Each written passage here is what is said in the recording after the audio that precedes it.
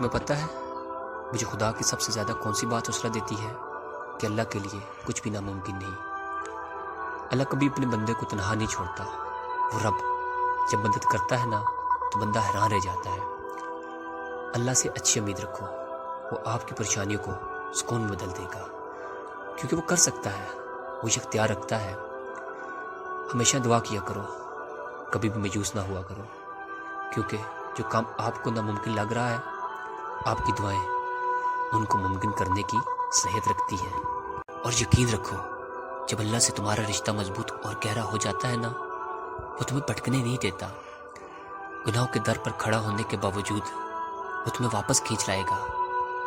وہ تمہاری الفت کا جواب ضرور دے گا، اور وہ نماز میں سکون کی صورت میں، گناہوں سے اجتناب کی صورت میں، اور تمہاری پکار سن کر قبول کرے گا۔ وہ رب بہت مہربان ہے، تم اس پر یقین کر کے تو دیکھو۔ اور ہم تو انسان ہیں نا، اس لیے اس کی مسلطوں کو نہیں سمجھ سکتے، لیکن وہ رب ہے، میری تمام مشکلات کو دور فرمائے گا، اور تمہاری بھی۔ ہر انسان کو وہی ملتا ہے جو اس کی نصیب میں لکھا ہوتا ہے، لیکن جو اللہ تعالیٰ سے دعائیں مانگتے ہیں، اللہ پاک ان کو وہ نعمتیں اور وہ خوشیاں بھی عطا کرتے ہیں جو نصیب میں نہ بھی لکھی ہوں۔ بے شک اللہ تعالیٰ ہر چیز پر قادر ہے۔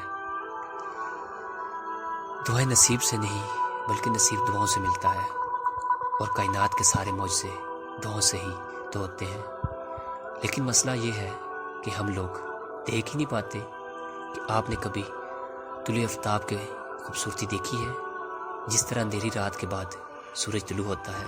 یقین رکھیں، آپ کی دعائیں قبول ہونے کا راستہ تلاش کریں گی۔ زندگی کے سفر میں صبر ہی وہ داغا ہے جو خوابوں کو حقیقت بناتا ہے۔